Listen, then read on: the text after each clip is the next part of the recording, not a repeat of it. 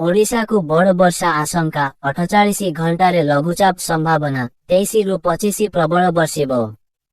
एकाधिक घूर्णिबलय रही गोटे रही पश्चिम केन्द्रीय और पार्श्ववर्ती उत्तर पश्चिम बंगोपसागर उत्तर आंध्र एवं दक्षिण ओडिशा उपकूल उपरे केन्द्रीय म्यांमार उपरे रही आउ एक घूर्णिबलय। सेहीपरि उत्तर बंगोपसागर और संलग्न बांग्लादेश उपरे भी रही एक घूर्णिबलय। अपर पक्षरे पूर्व मध्य प्रदेश उपरे लघुचाप भी अछि। पाणीपाग विज्ञानी विश्वजित साहूको आकलन अनुसार दक्षिण ओडिशा और उत्तर आंध्र उपकूल निकटरे थिबा घूर्णिबलय सेते प्रभावी हेबा संभावना।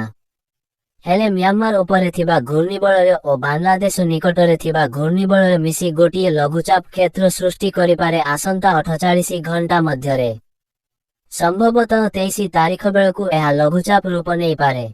एहा प्रभाव रे ओडिशा रे 22 तारीख राति वर्षा आरंभ हेबा संभावना अछि, किंतु 23 रु 25 जाए प्रबल वर्षा होई पारे। विशेषकरी उत्तर ओडिशा एवं उपकूल अंचल रे ही एहा अधिक वर्षा कराइबा संभावना अछि। पुणी थरे उत्तर ओडिशा को बड़ वर्षा आशंका बढ़िछि। भारतीय पाणीपाग विभागर भुवनेश्वर कार्यालय पक्षरु जारी पूर्वानुमान रे कहा जायछि शनिवार राज्यर अनेक स्थान रे वर्षा संभावना अछि। विशेषकरी पश्चिम और उत्तर उपकूल अंचल रे हालुकारु मध्यम वर्षा होई पारे। केन्दुझर, कलाहांडी, मयूरभंज, नवरंगपुरर गोटिए दुईटी जगार प्रबल वर्षा आशंका अछि। 23 तारीख रे मध्य अनेक स्थान रे वर्षा और केतेक जगार प्रबल वर्षा होई पारे। 24 और 25 रे अधिक वर्षा होई पारे। राज्यर अधिकांश स्थान रे वर्षा संभावना अछि सेही समय रे। विशेषकरी उत्तर और पश्चिम ओडिशा सह पाख जिल्ला गुड़िकरे वर्षा संभावना अछि।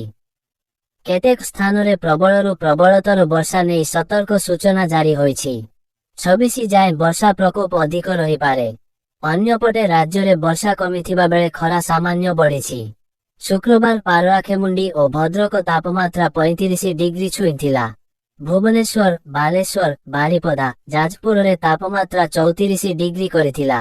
मौसुमी देखाइब रुद्र रूप 24 जाए प्रबल वर्षा एही जगह को रही अलर्ट। भारतीय पाणीपाग विभाग अनुसार देशर विभिन्न प्रांतरे मौसुमी बायु अधिक सक्रिय रही। झारखंड, बिहार और उत्तर प्रदेश सीमांत रे सृष्टि होइथिबा लघुचाप क्षेत्र एवं सक्रिय मौसुमी प्रभाव रे अगस्त 20 रु 24 तारीख पर्यंत उत्तर एवं मध्य भारतर बहु राज्य रे प्रबलरु अति प्रबल वर्षा हेबार संभावना रही। जातीय गणमाध्यमर रिपोर्ट अनुसार हिमालय पार्वत्य अंचल ठारू आरंभ करी मैदानी भाग पर्यंत मौसुमी निजर रौद्र रूप देखाइब। उत्तर प्रदेश, मध्य प्रदेश एवं छत्तीसगढ़ रे वर्षार प्रकोप सबुठारू अधिक रहिब। पश्चिम और पूर्व उत्तर प्रदेशर केतेक स्थान रे प्रबलरु अति प्रबल वर्षा सहित घंटा प्रति 60 किलोमीटर बेगरे पवन बहिबार चेतावनी दिया जाइछि।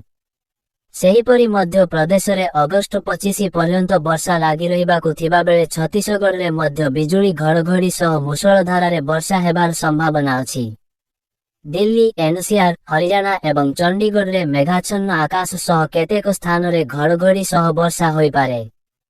एही समय रे 40 रु 50 किलोमीटर बेगरे झड़ पवन बहिबार पूर्वानुमान करा जायछि।